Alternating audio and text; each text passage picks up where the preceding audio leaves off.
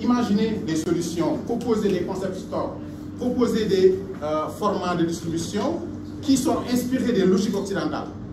Quelque part, les externalités positives de l'arrivée de Auchan se font voir et amènent à plus de rigueur dans cette logique-là.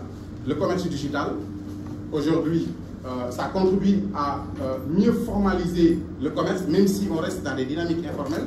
Tous ces éléments-là, je pense qu'aujourd'hui, concourent à amener une pratique marketing beaucoup plus en conformité avec l'esprit théorique que l'on se fait du marketing.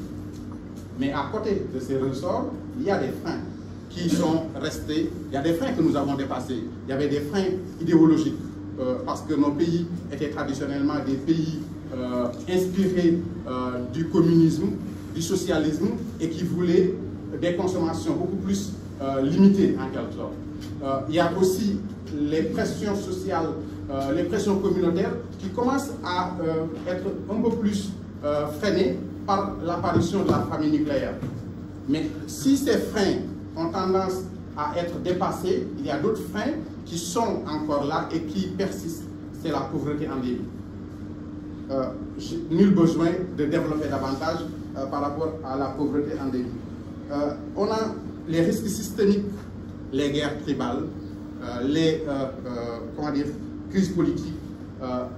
Aujourd'hui, toutes les formes de peur que nous avons par rapport à l'exploitation de nos ressources naturelles, tous ces éléments-là constituent des éléments sur lesquels on a des incertitudes dans le contexte africain.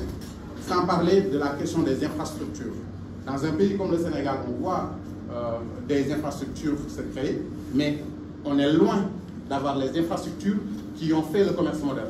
On ne peut pas avoir des malls à la sortie des villes parce que nous n'avons pas un système de transport efficace qui permette aux familles d'aller acheter et de rentrer avec ce système-là. On n'a pas la possibilité d'une mobilité rapide qui permet de pouvoir aller dans plusieurs endroits. Lorsque vous sortez, que vous quittez Guédiawaye ou Kermassar pour aller en ville faire vos courses, vous passez la journée. Donc ces éléments-là constituent des freins, sans parler, et je vais finir par là, avant de donner la parole aux auteurs, la pression sociale. Aujourd'hui, nous avons cette pression sociale qui fait que le revenu que vous avez en tant que personne, en tant qu'individu, ce n'est pas un revenu qui vous est propre. Vous devez le partager. Alors qu'en marketing, quand on analyse le consommateur, les dynamiques sur le comportement des consommateurs, on intègre le revenu brut, sans tenir compte véritablement de ce que le revenu a comme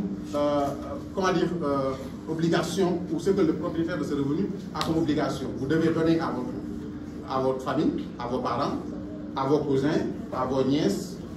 Vous devez aider les voisins qui sont dans le besoin, etc., etc. Et tout cela constitue des freins qui sont là et qui rendent difficile la consommation. Aujourd'hui, dans le contexte de crise dans lequel nous sommes, beaucoup de familles ont renoncé à avoir des loisirs. Pas forcément parce qu'ils n'ont pas les moyens, mais parce qu'en pensant au transfert qu'ils doivent faire, il faut oublier les loisirs. Ces éléments-là constituent des dynamiques et qui sont liés à la question de la culture. Je pense que c'est tout cela que ce livre a voulu questionner.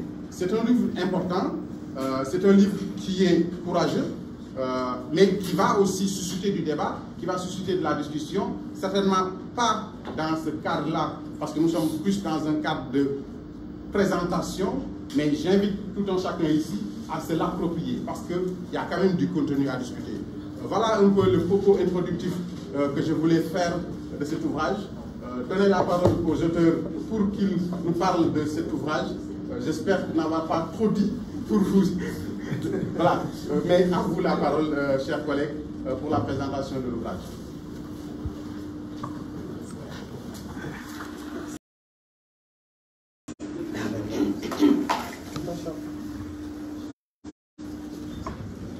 Merci beaucoup. Monsieur le modérateur,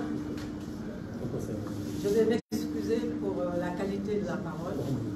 Donc, la qualité de la voix n'est pas des meilleures, mais je vais essayer quand même de m'exprimer clairement. Je crois que l'objet de l'ouvrage, c'est de poser un débat. On l'a bien intitulé « Conférence et débat ». Donc on veut susciter le débat, une discussion. C'est pour cela qu'on ne va pas aller en profondeur dans les grands, je dirais, thèmes de l'ouvrage. Mais quand même, je vais m'arrêter sur deux grands thèmes qui m'intéressent particulièrement. C'est l'entrepreneuriat des femmes. Pour dire que la femme a toujours été entrepreneur. Dans cet ouvrage, nous avons voulu montrer que dans la société traditionnelle même, la femme s'occupait d'activités agricoles et commerciales. Dans cette société traditionnelle, la femme avait des rôles, jouait des rôles. Et les rôles étaient des rôles spécialisés. Des travaux par des universitaires ont su montrer qu'il y avait une spécialisation des rôles dans la société traditionnelle, compte tenu de la division des tâches. Mais nous avons vu qu'actuellement, dans certaines parties de l'Afrique et surtout en Afrique de l'Ouest, 40% des femmes sont chefs de famille. Les réalités socio-économiques amènent que les femmes développent cet esprit d'entrepreneuriat de manière individuelle ou de manière en groupe, en association, sous forme de GIE. Nos lectures et notre documentation nous ont montré que 600 millions de femmes sont entrepreneurs en Afrique. L'Afrique est la région où les femmes entrepreneurs avec eux est plus nombreux que les entrepreneurs sans eux, donc les hommes.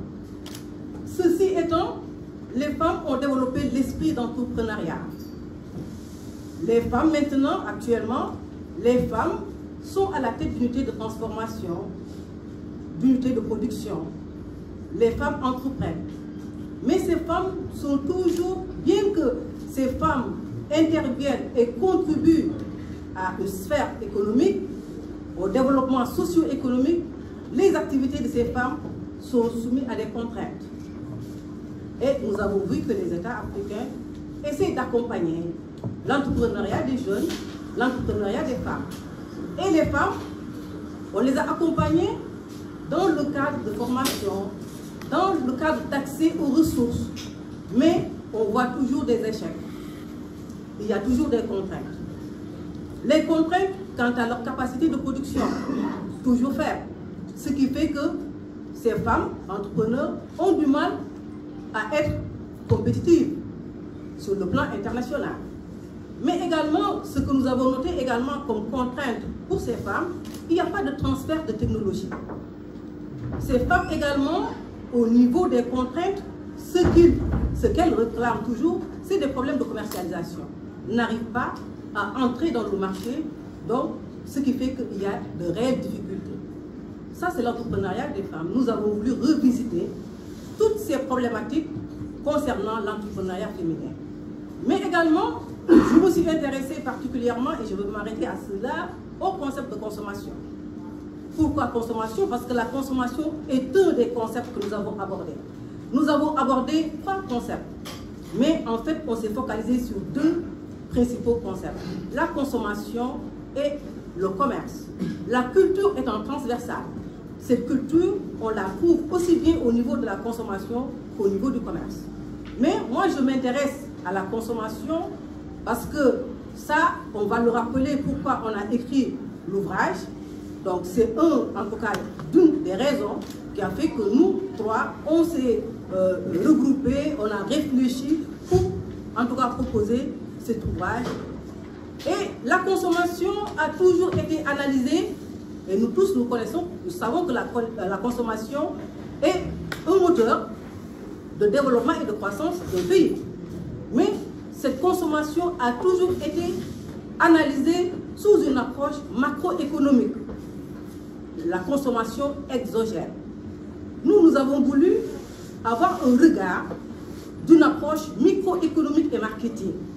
Et nous nous sommes dit qu'il est urgent pour les chercheurs, mais aussi les professionnels du marketing, de voir quelles sont les influences de la culture sur cette consommation. Et nous nous sommes dit que le modérateur a parlé beaucoup de l'aspect culture, mais nous nous sommes dit qu'il n'y a pas qu'une seule culture, il y a des cultures. Et nous avons soulevé dans cet ouvrage 7 types de cultures. D'abord, la culture de l'apparence, le modérateur l'a dit, on est dans une société d'illusions, d'artifices, où chacun se projette dans un monde idéal, qui permet de sublimer son existence, malgré le chômage, malgré la précarité, malgré la vulnérabilité sociale et communautaire, malgré les désirs inassouvis, on se projette comme étant dans un monde meilleur pour soi-même et par rapport aux autres. Et si on réfléchit comme ça, la pyramide de Maslow, de la pyramide des besoins de Maslow, ne tient plus. Ne tient plus. Donc il faut revoir. Donc c'est cette culture. Et cette culture également est marquée au niveau des pratiques corporelles, que dans cet ouvrage on appelle corporiété. Parce que maintenant, chacun, au niveau des réseaux sociaux, montre son corps. Avec les crèmes éclaircissantes, on a besoin que le monde, le public mondial, nous voit. C'est l'apparence. Nous avons une autre culture également que nous avons souligné au niveau de cet ouvrage, c'est la culture religieuse. Avec le développement des produits cachers, les produits halal. La consommation est avant tout une religion, je dirais une culture. Cette culture se traduit au niveau de la consommation par les valeurs, les pratiques que nous voulons montrer. Le marché, qui est un marché musulman, le marché musulman représente 1,5 milliard. Donc ce qui montre ici un marché en croissance avec les produits halal. Nous avons la culture de l'affectivité. Nous savons que le consommateur africain a un fort sentiment d'affectivité. Donc sa motivation oblative est très forte. Le consommateur africain veut toujours offrir des cadeaux pour faire plaisir. Ça, c'est une culture africaine. Nous avons également la culture de l'hybridité. Le modérateur l'a dit tout à l'heure, c'est une culture où on est confronté à deux besoins contradictoires, mais qu'on essaie de faire aller ensemble. Contradictoire parce qu'aujourd'hui, le consommateur africain a une mentalité occidentale, pense comme les Occidentaux, s'habille comme les Occidentaux, décore sa maison comme les Occidentaux et fait des loisirs comme les Occidentaux. Et parallèlement, ce consommateur africain veut garder des valeurs traditionnelles. Donc, c'est la culture de l'hybridité. Nous avons également ce qu'on appelle la culture de l'urbanité. Parce que nous savons que nous sommes dans des villes mégalopoles, des villes donc, où on a une complexité et une diversité de la population. Et ces populations sont ancrées dans des sens, donc, qui fait que la visibilité devient un élément déterminant. Donc, ce sont ces apparences, ces 5 types d'apparences que nous avons voulu faire sortir. Et s'il y a des différences au niveau des comportements, il faut repenser. Il faut voir quel modèle de consommation africain on devrait avoir.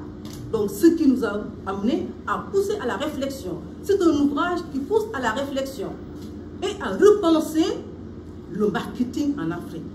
Repenser le marketing en Afrique, c'est souvent sur 3 grandes approches qu'on a essayé de souligner dans cet ouvrage. Une première approche, c'est l'approche par les besoins, le marketing ascendant, et l'approche également par la participation, le marketing donc qui est descendant. Qu'est-ce que ça veut dire? Ça veut dire que le marketing doit s'intéresser à des besoins du bas de la pyramide, ce qu'on appelle le bottom of pyramid. C'est là où se trouvent les pauvres. Donc, essayer de satisfaire le bien-être du consommateur. Ce que le consommateur considère comme quelque chose qui pourrait lui permettre donc d'atteindre, de se sublimer dans son monde. Donc, essayer également de faire participer dans cette construction le consommateur lui-même, sa participation, ce qu'on a appelé le marketing donc descendant. Donc, il doit contribuer à la création de valeur, à la co-création de valeur. Nous avons également ce qu'on a appelé l'approche par les désirs communautaires. Maintenant, il faut orienter le marketing vers des besoins, oui, mais vers une communication de consommer local. Et ce consommer local doit être une consommation à la fois écologique, solidaire, mais également une consommation qui permet de répondre donc, à des besoins de santé, à des besoins de durabilité, donc, à des besoins écologiques. Tout ceci nous amène au bien-être du consommateur. Donc, on a aussi ce qu'on a terminé par une approche entrepreneuriale. Qu'est-ce qu'une approche entrepreneuriale? C'est tout simplement pour que les acteurs socio-économiques puissent dépasser ce modèle de spécialisation et aller vers un marché qu'on appelle marché de niche. Marché de niche, ce marché de niche permet de créer une image pour ces entreprises, pour que ces entreprises soient compétitives au niveau international. Créer une image, créer une marque. Donc cette marque doit se baser sur une différenciation et sur un avantage que ces entreprises ont, un avantage compétitif. Donc voilà en gros donc, ce que je voulais dire par rapport à cet ouvrage et je laisse vraiment le public interagir pour qu'on puisse améliorer également l'ouvrage. Parce que l'ouvrage, c'est des idées qu'on lance, c'est à travers le débat. On peut susciter de nouvelles idées et on peut se projeter, pourquoi pas, pour un tome 2. Parce qu'il est rare de voir un ouvrage en marketing en Afrique.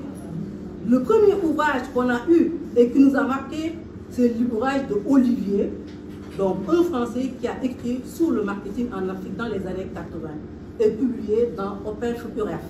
Et depuis lors, nous, chercheurs africains de deux pays différents, je dirais la France et le Sénégal, gestionnaires spécialisés en marketing et intéressés par les problématiques marketing.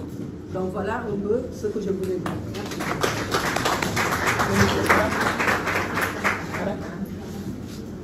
Merci. Chers amis, chers invités, mesdames et messieurs,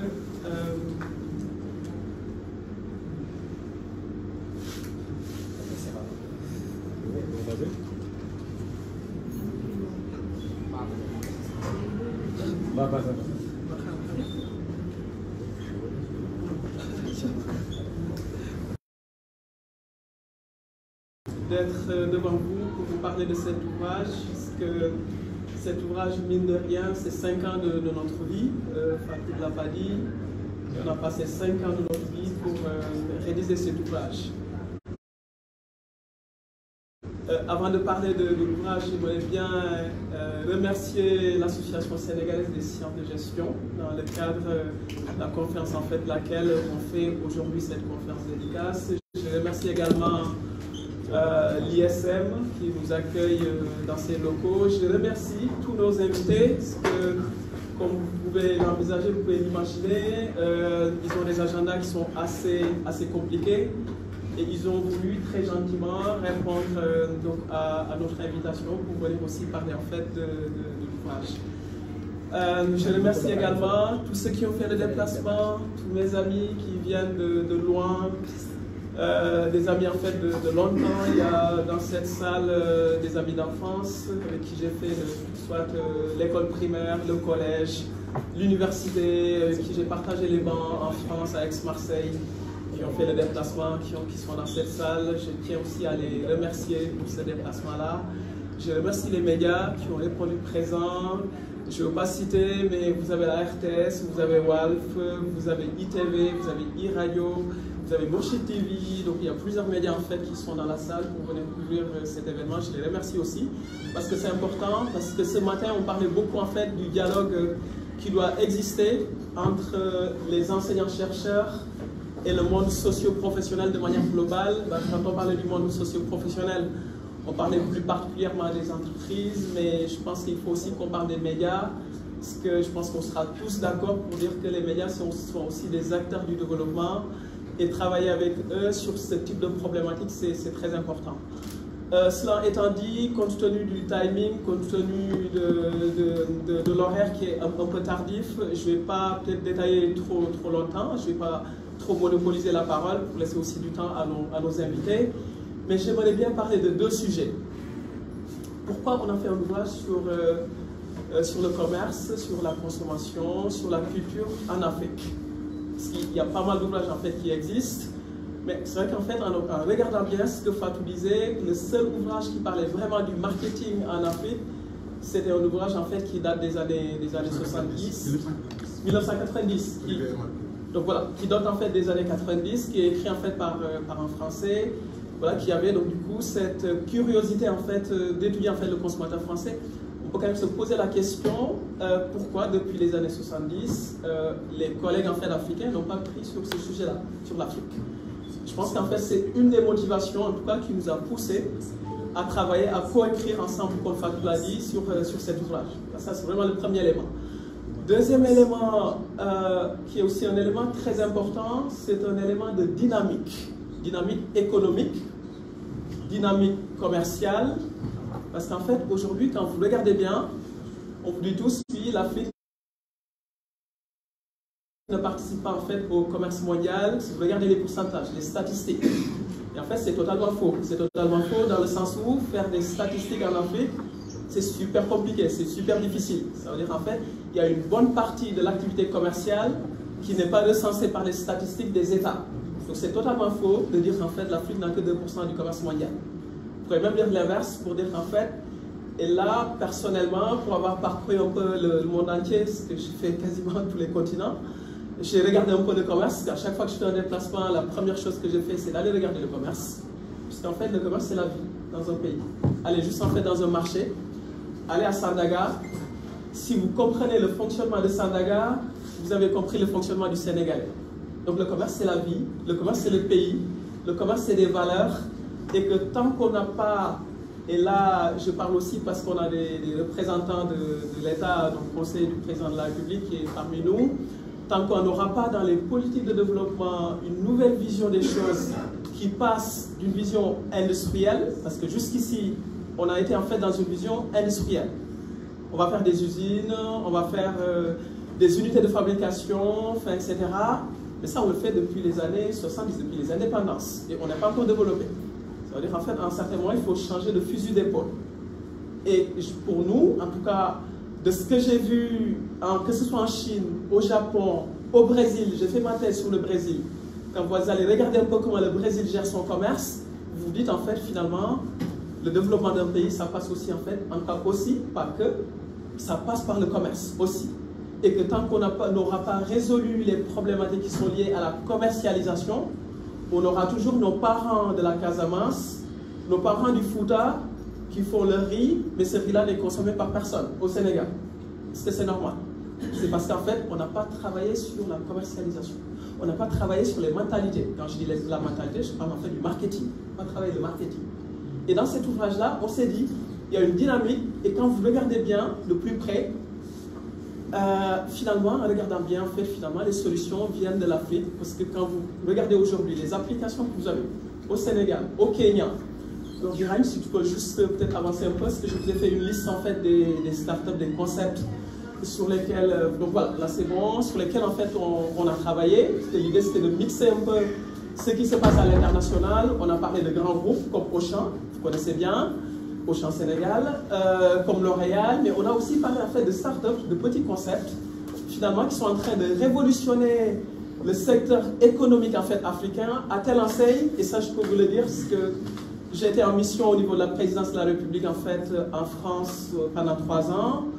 Il y a eu même des missions qui sont allées étudier ces concepts-là pour voir en fait comment la France, par exemple, peut tout à fait s'appuyer sur ces concepts qui sont disruptifs, qui sont innovants pour résoudre aussi des problèmes, parce qu'en fait, on a aussi ce qu'on appelle en fait les déserts médicaux, les déserts en fait dans les campagnes françaises.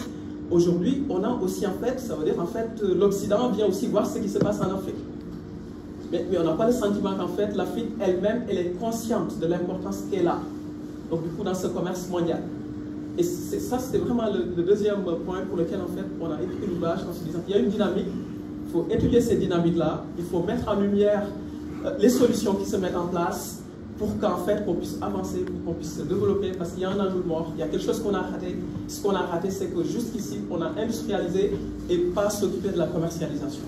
Et enfin, le dernier élément qui me semble important, pour lequel aussi on a écrit l'ouvrage, c'est en se disant qu'en fait, il faut qu'on montre des solutions. L'idée n'est pas de venir de critiquer ce qui se passe dans un continent. C'est comme je vous le dis, les solutions sont là. Et l'idée, c'est de dire, en fait, on les met en évidence. Et là, on fait des études de cas. Et les études de cas, quand vous regardez bien, c'est vraiment un échantillon, plus ou moins, c'est pas représentatif, mais en tout cas assez diversifié. On a parlé de plusieurs pays. On a fait aussi des encadrés sur le Kenya, par exemple, qui est vraiment un pays intéressant, le M-Pesa, quelque chose qui nous vient du Kenya.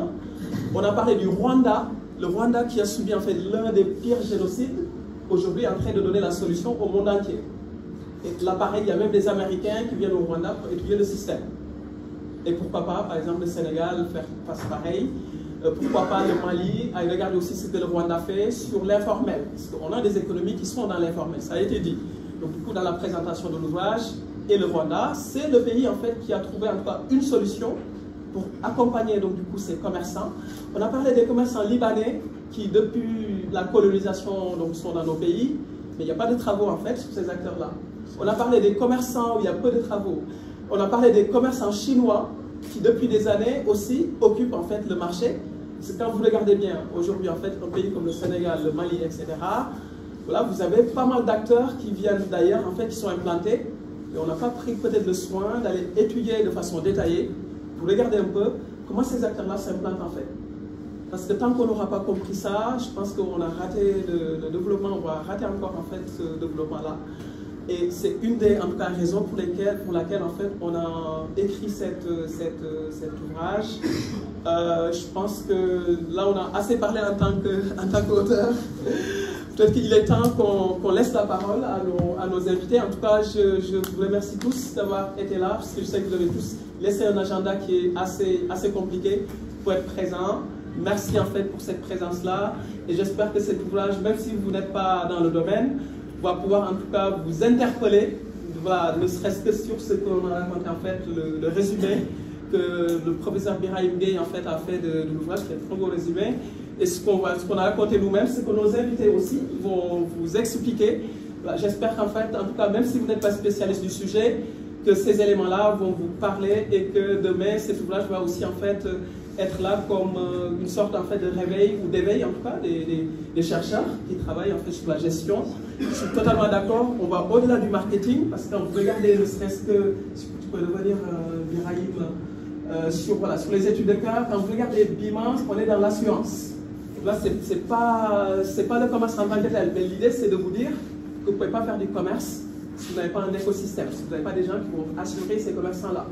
Puisqu'en fait, les producteurs qui sont dans la vallée, qui sont en Casamance, si demain il y a un problème avec la récolte et qu'il n'y a pas d'assurance, il y a un problème. Donc du coup, tant que cette problématique-là d'assurance n'est pas résolue, bah, on aura aussi en fait un problème de commercialisation. On a parlé de centres commerciaux, SIE Plaza, et SIE Plaza, on l'a aussi en fait confronté à des centres commerciaux au niveau local pour montrer que dans ces marchés-là africains, vous avez des acteurs internationaux, vous avez aussi des acteurs locaux. Et que c'est très important qu'on puisse aussi étudier en fait tous ces acteurs-là pour voir est-ce que finalement c'est bénéfique à nos pays ou pas. Si oui, ok, comment on peut améliorer les choses, sinon comment on peut arrêter les choses. Ça c'est important à faire et c'est ce qu'on a essayé en tout cas de mettre en évidence dans cet ouvrage-là. Et je vais m'arrêter là, je vous remercie tous. Merci beaucoup Serge Teuf. Merci pour cette présentation très claire et surtout de nous avoir permis de voir et de comprendre le contexte dans lequel l'ouvrage a été élaboré. Peut-être avant de donner la parole aux collègues, aux invités, je vais quand même citer l'ouvrage de M. Boubacar Bass, qui en 2015 a publié un ouvrage qui s'intitule « Le marketing dans le commerce de détail, fondements et pratiques dans le contexte sénégalais ». Donc Boubacar est un collègue de l'université de Ziguinchor qui a fait ce travail-là. C'est important de le préciser.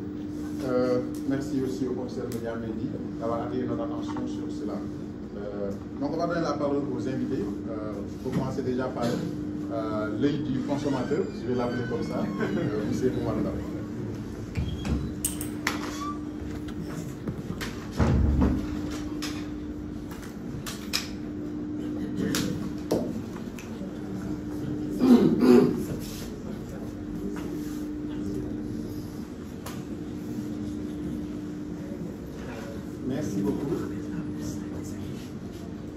beaucoup, bonjour à tout le monde.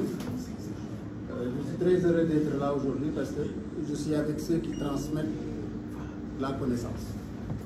Je dis toujours que l'enseignement est une voie que l'élève reçoit du maître. Le maître trace la voie pour son élève. L'élève pour marcher sur la voie, il va l'exploiter à 10%. Un élève plus ingénieux va créer un vélo. Lui, il sera à 20% d'exploitation de la voie que lui a tracée son maître. Un autre plus intelligent va créer une voiture. Il sera à 50%. Mais de tous ceux qui auront reçu un enseignement, celui qui l'aura réellement mérité et qui sera le véritable gagnant de cet enseignement, c'est celui qui aura créé une fusée et qui aurait pris cette base que lui a donnée son maître, c'est-à-dire cette voie, avec une fusée ou un avion qu'il aura créé pour aller dans une dimension inconnue de son maître. Je le dis pourquoi? Parce que ces chercheurs sont allés remettre en cause un paradigme dans lequel nous avons été pendant plusieurs années, qui fait que nous sommes toujours en retard. On ne peut pas développer un pays qui fonctionne d'une manière différente en utilisant les moyens d'un autre pays qui fonctionne d'une manière différente. J'appelle la dimension culturelle de l'économie, du développement. Si vous voulez, je donne juste un exemple très simple. Un monsieur est tombé dans le puits. Il fallait le faire sortir, il voulait bien sortir. Mais chaque fois qu'on attache un sauveteur pour qu'il vienne donner la main au monsieur et le faire sortir, il refuse. Se donner la main, il refuse. Mais tout le monde sait qu'il veut sortir, donc les gens se sont dit qu'il y a une contradiction fondamentale. Ils ont appelé son fils aîné. Le monsieur a dit, ah oui, d'accord, ok, attachez-moi. Ils l'ont attaché, il est descendu dans le puits. Mais au lieu de dire à son père, donne la main, il a dit, prends ma main. Parce que le monsieur, il est tellement avare que dès qu'on dit donne, il n'écoute plus. Ça veut dire que si vous voulez faire du marketing en ne comprenant pas comment fonctionne la personne que vous avez en face, vous ne pouvez pas vous baser sur ce que vous pensez être la chose qui est bonne pour cette personne-là pour pouvoir fonctionner. Et c'est cette chose qu'ils sont en train de dire aujourd'hui. Je donne un exemple très simple. Quelqu'un, il fait une grande théorie, il explique au monsieur, oui, le congélateur que j'ai, il est A++, etc. Pendant 10 minutes, le monsieur l'écoute et à la fin, il dit, mais moi, je n'ai même pas de courant. Donc, c'est la raison pour laquelle je pense que la base fondamentale, le paradigme fondamental qui fait qu'on a toujours travaillé d'une autre manière, nous a encore mis là où nous sommes. Et nous sommes allés faire les mêmes études que les Touba. Et quand ils rentrent chez eux, ils font des inventions que nous ne sommes pas en mesure de faire chez nous. Il y a un problème. Donc, je pense qu'il est extrêmement important aujourd'hui. Prenons un exemple très simple. On parle de consommation et de commerce. Si vous allez être aux États-Unis ou dans beaucoup de pays développés, le commerce est le département le plus important. Les plus grands VRP, c'est les présidents de la République. Si vous allez en France, c'est le président de la République qui vend les avions d'assaut, etc., qui négocient les gros contrats, les terres et que nous avons acheté ici. Tout ça, là, c'est les présidents qui font le marketing pour leur pays. Donc, cela veut dire que la conceptualisation, la manière de faire doit s'adapter à celui que nous avons en face. Et c'est ce que moi, j'ai vraiment retenu de l'ouvrage. Et c'est extrêmement important que maintenant, on se base sur une approche conceptuelle, mais il faut qu'il y ait des finisseurs. Parce que si vous faites de très beaux dribbles et que personne ne met le but, vous allez vous retrouver hors de Coupe du Monde. Donc je pense que ce que vous faites là, c'est extrêmement important. Et là, le trait d'union, le fait de nous avoir invités, nous qui sommes sur le terrain, donc qui sommes au ras des pâquerettes, en train de travailler avec des gens qui ont des manières particulières de penser, de voir les choses, souvent les gens disent, oui, le consommateur africain, il a des comportements bizarres.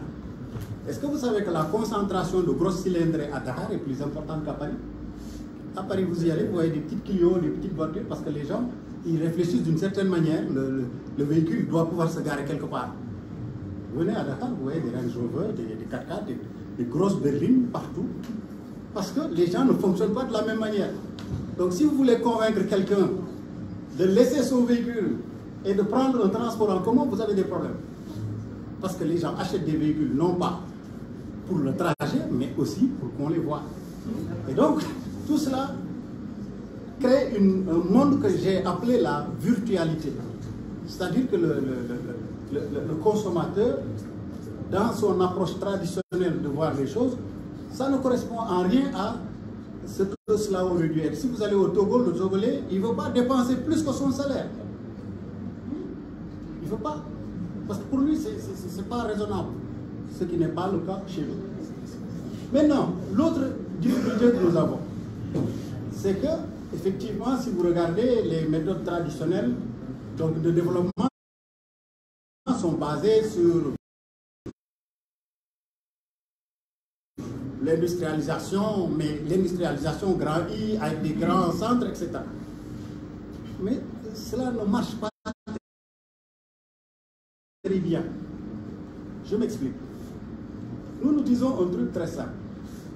Nous avons développé un concept qu'on appelle le MOS. MOS qui veut dire goûter. Nous disons que ça veut dire tout le monde doit accéder à quelque chose. Mais dans le circuit, personne ne doit, disons, être gourmand. Alors, cela veut dire quoi? Si aujourd'hui l'État, qui est le plus grand pourvoyeur d'emploi, de choses économiques, etc., disait, j'ai un marché de 3 milliards, je le donne à une grande entreprise, il n'y aura pas de redistribution suffisante. Mais si je dis, je donne 1000 à 1000 entreprises, une coopération de 3 millions de francs CFA, vous imaginez ce que cela fait comme redistribution. C'est extrêmement important. Donc cela veut dire que le concept même de production, de masse, etc., doit être revu et réadapté. Prenons le cas de l'Inde. Aujourd'hui, si la Chine se sont développées, c'est d'abord parce qu'il y a beaucoup de micro-industries, de micro-entreprises, etc. Nous ne pouvons même pas faire des cure-dents. Vous savez, le cure-dent, c'est pas, c'est un brin. C'est un brin de... Voilà, nous ne faisons pas, c'est un brin de bois. C'est-à-dire c'est des chutes de bois. Et nous ne pouvons pas le faire. Ce n'est pas compliqué, ce n'est pas techniquement compliqué. Nous ne pouvons pas offrir de confiture de hal.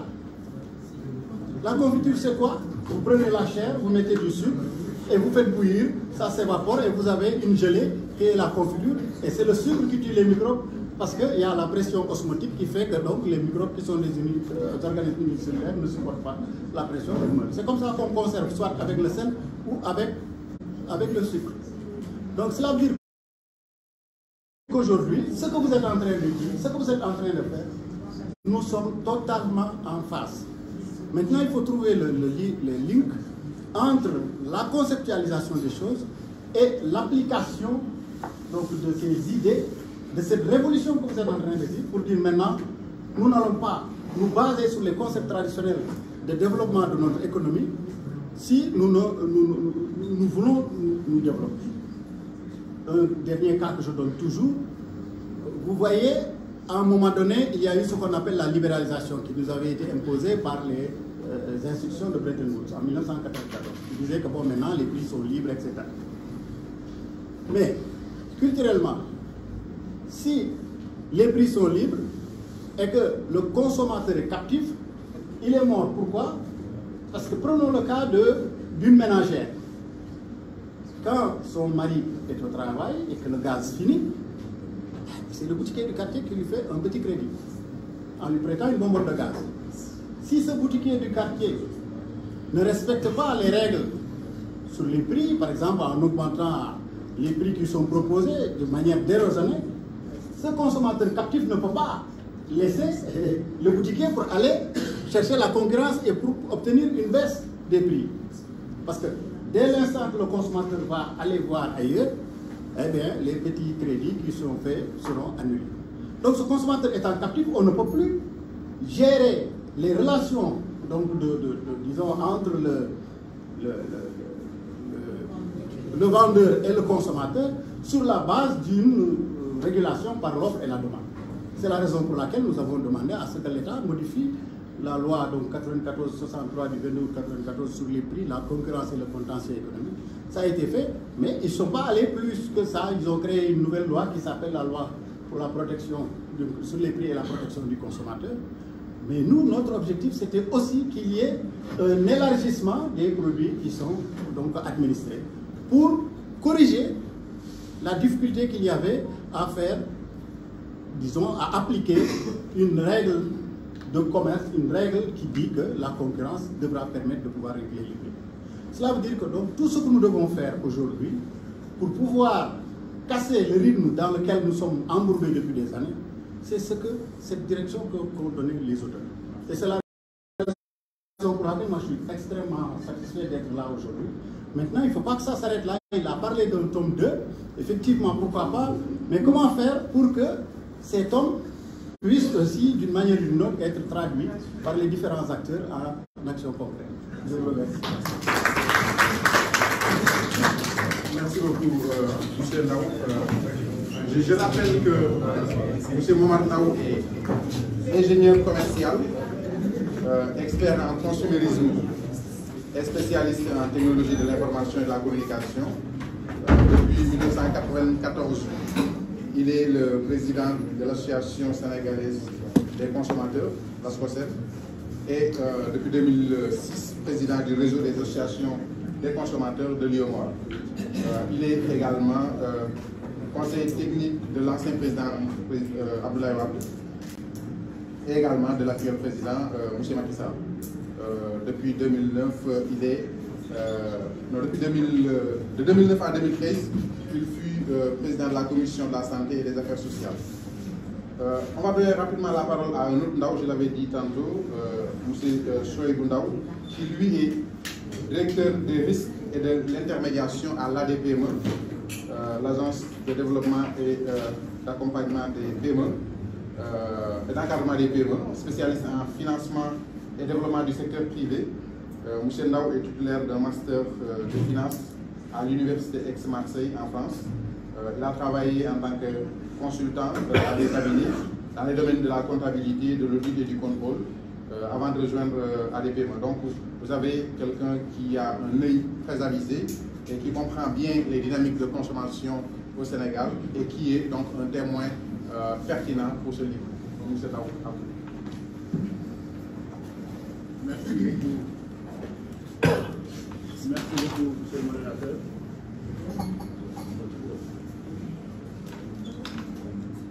Merci, M. Mbaye, pour l'invitation. Donc, merci aussi pour la...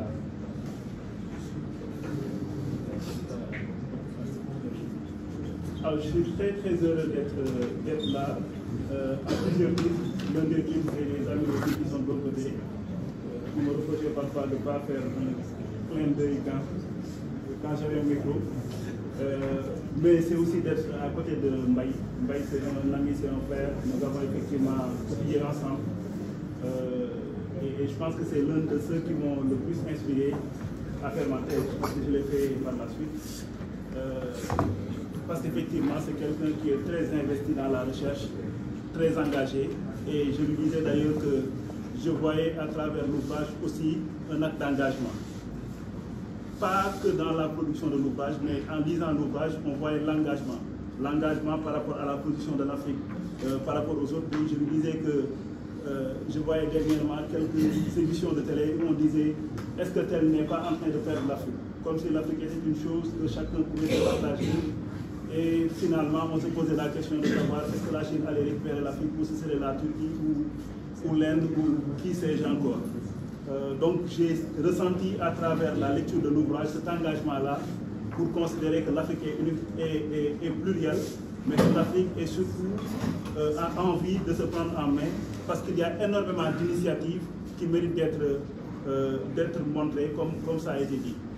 Alors l'autre plaisir que j'ai à être ici, c'est quand je regardais l'ouvrage, le professeur en parlait en considérant, j'allais dire, le point de vue de l'enseignant, en disant effectivement c'est un ouvrage qui peut beaucoup inspirer l'enseignant. Mais moi je me suis posé la question aussi de savoir à qui était destiné l'ouvrage, finalement. Parce que de ma perspective, je vois au moins deux acteurs qui en ont besoin. Il y a un des aspects qui a été beaucoup cité, c'est le fait qu'on ait été très longtemps dans une politique d'industrialisation. Moi, le concept qui me plaît le plus, c'est le fait de parler de marketing. Et j'ai envie de dire finalement que l'ouvrage, une de ses vocations, c'est d'introduire le marketing dans la cité. Quand je dis introduire le marketing dans la cité, c'est parce qu'il y a deux acteurs qui, à mon sens, utilisent très peu le marketing dans leur politique. Le premier, c'est le premier acteur économique, c'est l'État. Quand nous voyons nos politiques publiques, parfois je suis même un peu gêné de parler de politique publique parce qu'on a beaucoup plus de politique sectorielle que de véritables politiques publiques. Quand je suis dans l'industrie, je suis orienté industrie et je ne m'occupe pas forcément des liens avec les autres activités, notamment le commerce. Quand je suis dans la santé, je considère que les acteurs de la santé, je suis seul à pouvoir les réguler, alors que la structure privée de santé est une entreprise et donc le lien avec les autres secteurs est un lien qui est évident. Et donc on a ce cloisonnement entre les secteurs qui fait que le commerce ne joue pas son rôle. Mais au-delà du commerce, le marketing. Parce qu'aujourd'hui, il y a une des choses qui m'ont beaucoup frappé, c'est quand on regardait les politiques de développement, quand il s'agissait de prioriser des secteurs, il était absolument impossible de retrouver le commerce dans les priorités. Impossible. Quand il y avait des incitations à mettre en place, on pouvait dire tout secteur sauf le commerce. Et donc il n'est pas étonnant de retrouver, il y a quelques années, un choc entre un commerce qui est très informel, de très petite taille, et un Auchan qui vient finalement leur prendre le pain de la bouche. C'est parce qu'également, au niveau de l'État, à mon avis, c'est que la préoccupation, ou en tout cas ce prisme du commerce comme instrument ou levier de développement n'a pas été suffisamment pris en compte. Je pense que quand on parle du commerce en termes de politique, nous sommes plus sur la régulation, nous sommes plus sur la maîtrise des coûts, mais pas forcément en termes d'instruments de développement de nos entreprises. Et ça, c'est, à mon avis, à travers cet ouvrage également, un déclic, on va y parler d'éveil, mais je pense que c'est un élément important, parce qu'aujourd'hui, on parle beaucoup de chaîne de valeur. Ça veut dire qu'on a pris conscience que pour développer l'industrie ou pour développer n'importe quelle activité, il faut aller sur une approche de marché. Mais au-delà de l'approche de marché, et c'est pour ça que j'ai parlé de marketing dans la cité, c'est l'approche marketing. Le professeur a parlé tantôt de la nouvelle dynamique que nous avons dans l'habillement. C'est une dynamique qu'il convient de capter et de construire également toute une politique autour de cette dynamique. Parce que quand il le faisait remarquer très justement, on a beaucoup d'ateliers de confection, mais le tissu est importé. Et pourtant, nous avons un appareil qui est capable de. Et si vous voyez, ça je pense que c'est Mbaye qui en parlait aussi, il y a eu énormément d'initiatives où il a été question de construire des plateformes industrielles dans telle zone. À Mpal, par exemple, il y a une grande plateforme qui est inutilisée, parce que l'approche était plus une approche de production qu'une approche de marché. Et vous allez un peu partout, vous retrouverez les mêmes questions. C'est parce qu'on n'a pas suffisamment pris en compte cette dimension marché, cette dimension marketing. Et c'est pour ça que je reviens encore sur ce concept, le marketing dans la cité, c'est comment, au-delà de juste considérer à travers l'approche de valeur le marché, c'est de considérer comment on transforme l'instrument marché en levier pour véritablement développer les différentes chaînes de valeur, que ce soit agricole, etc. Alors, l'autre acteur, pour moi, à qui est destiné cet ouvrage aussi, quand je parle de marketing dans la cité, c'est l'entrepreneur. Alors, ce qui est assez marrant, c'est que avant l'invitation, je disais à Mbaye, il faut que tu nous animes un atelier. Parce que moi, j'ai beaucoup d'entreprises qui sont dans l'agroalimentaire ou dans la cosmétique, qui font des produits qui sont top, mais qui ne parviennent pas à grandir. Parce que le rapproche marché n'est pas suffisamment développé. Et si vous regardez, la professeure également en parlait, oui, on a beaucoup de femmes qui sont dans la transformation, mais malheureusement, les entreprises ne grandissent pas. Au Sénégal, vous avez 82%, bon, ne sois pas choqué, hein, je parle de statistiques, mais nous avons 82% d'entreprises qui ont moins de 60 millions globalement, et vraiment j'arrondis vers le haut en parlant de 60 millions. Donc nous avons des entreprises de très petite taille. Elles ne grandissent pas parce qu'il n'y a pas d'approche marché.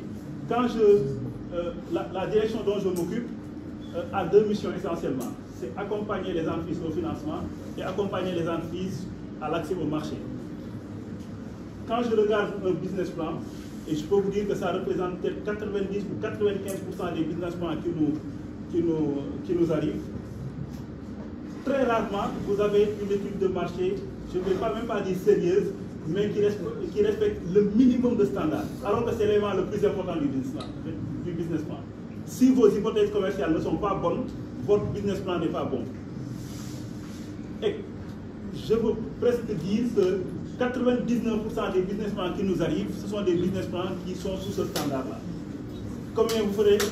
On va vous donner juste une étude financière avec chiffre d'affaires année 1, 100 millions. Deuxième année, croissance de 20%. Aucune base. Vous vous y retrouvez, vous en avez vu comme ça? Oui.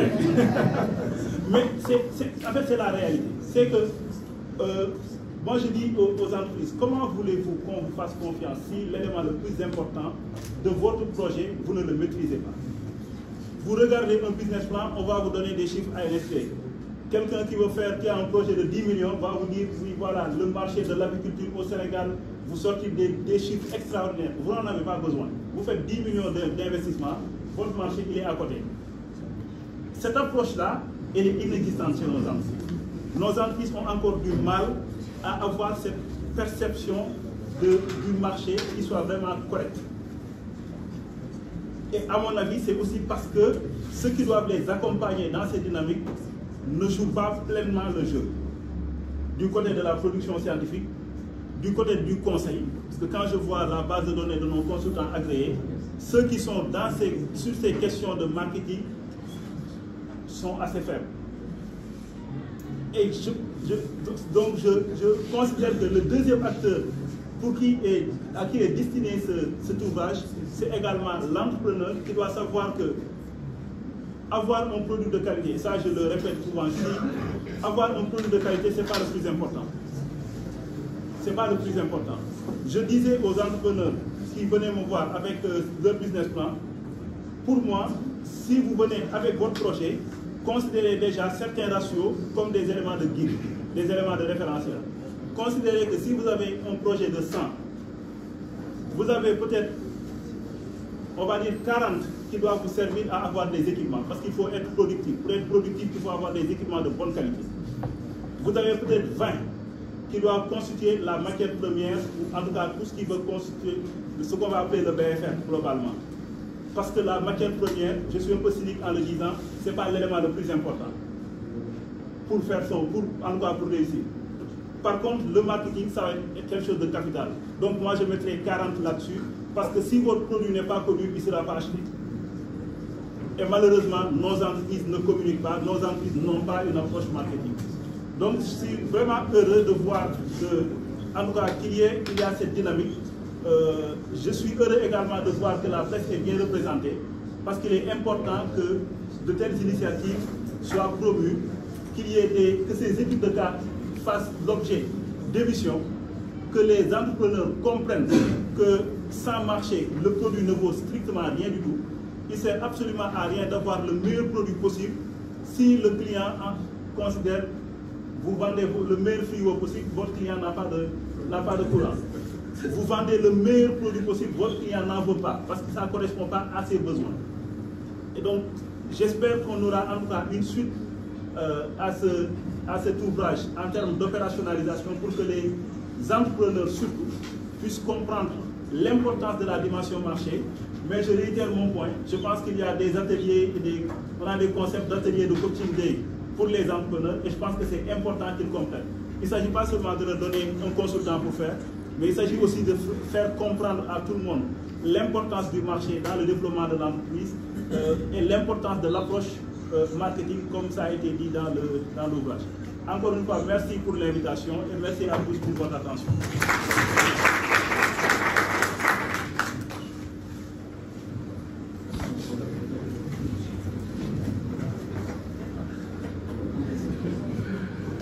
Donc, merci beaucoup, merci vraiment M. Ndao pour cette présentation et surtout pour ce regard orienté vers la responsabilité de l'entreprise et surtout de l'écosystème de l'entreprise.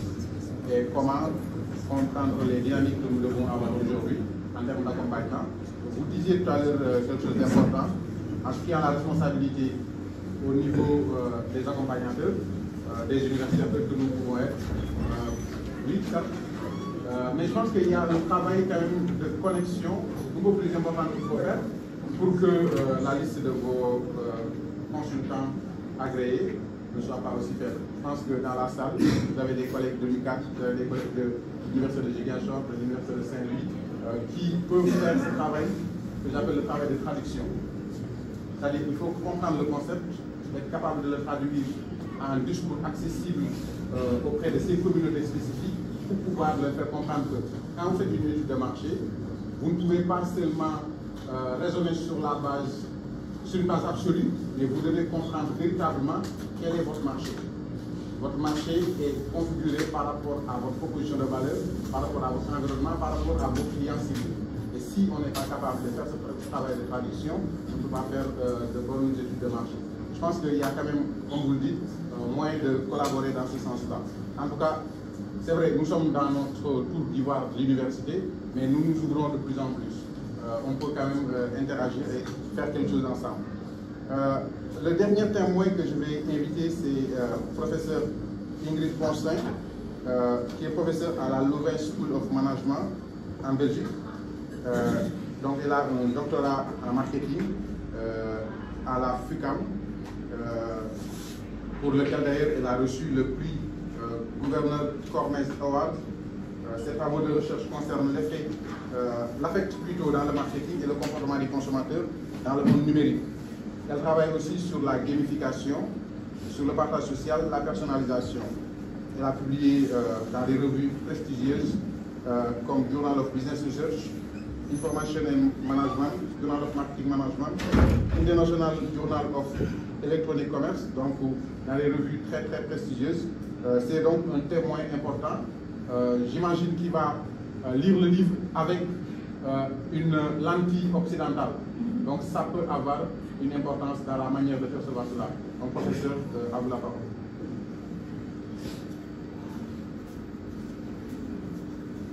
Merci.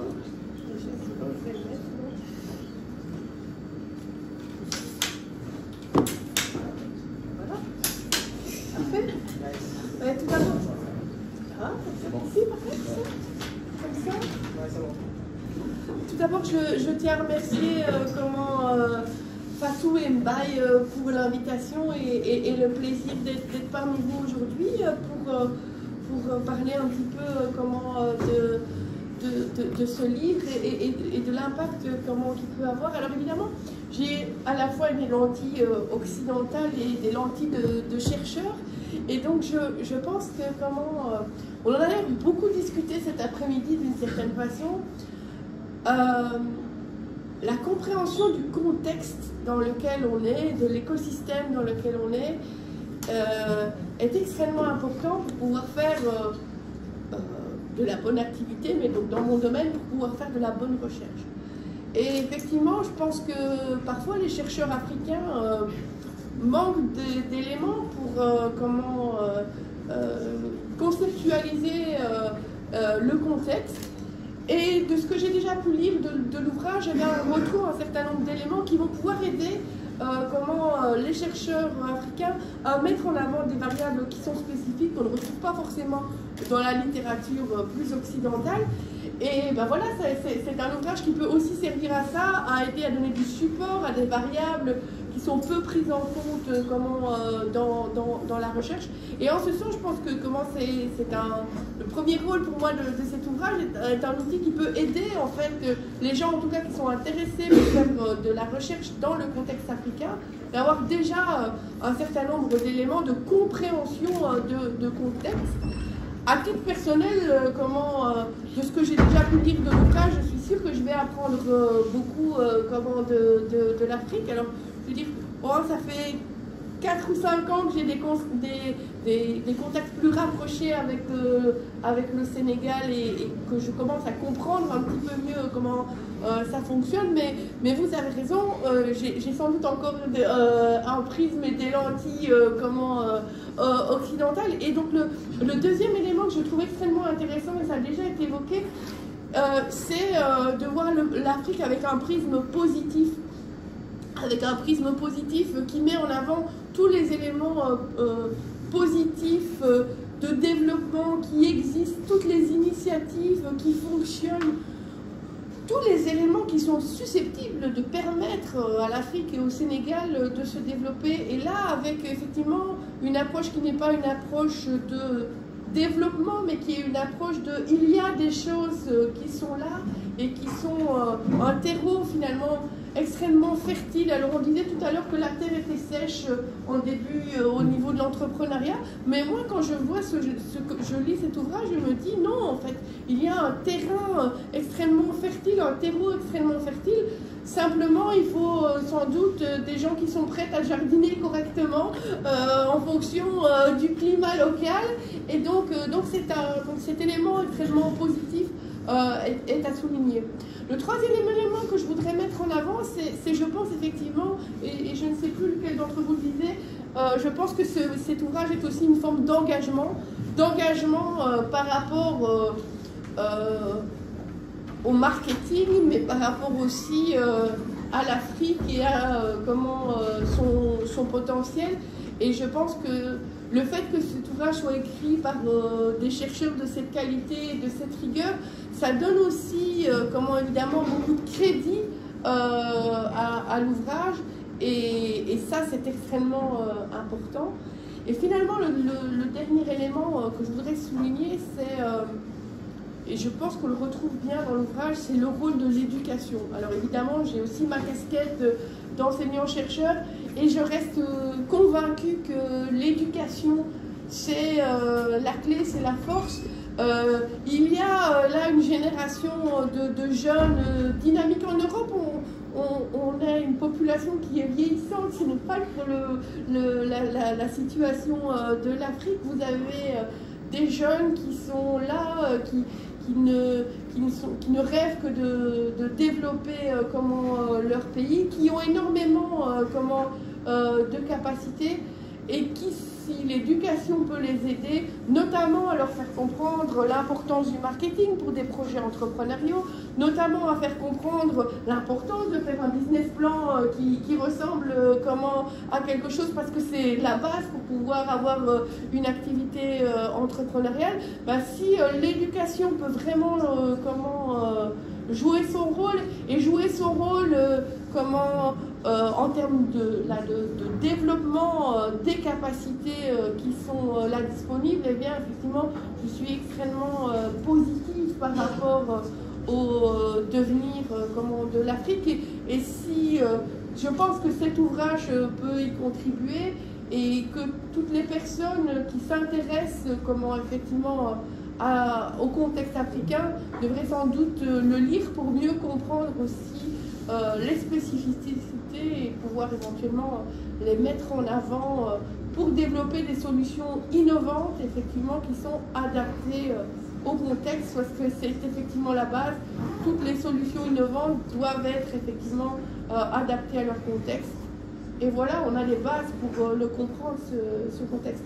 Franchement, je vais dire, je tiens à vous féliciter pour la qualité de l'ouvrage, et j'espère vraiment que il permettra toutes les ambitions qu'on peut lui souhaiter.